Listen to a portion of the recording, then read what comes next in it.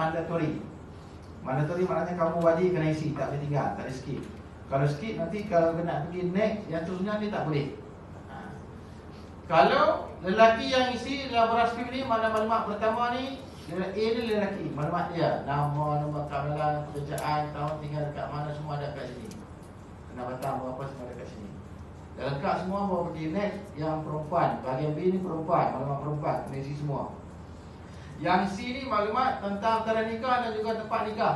Tanda nikah ni tak ada masalah sebab orang permohonan skrip ni paling awal boleh mohon 3 bulan sebelum majlis nikah. Paling awal boleh isi. Yang nak nikah tahun ni sekarang isi dah tak boleh. Dan paling awal 3 bulan sebelum kamu buat majlis nikah. Kan? Jangan 3 hari. Kan? Ataupun 3 minggu.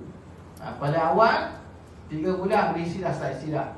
Kalau nak nikah bulan ni ada nak nikah bulan 8. Bulan lepas sekarang dah boleh isi dah.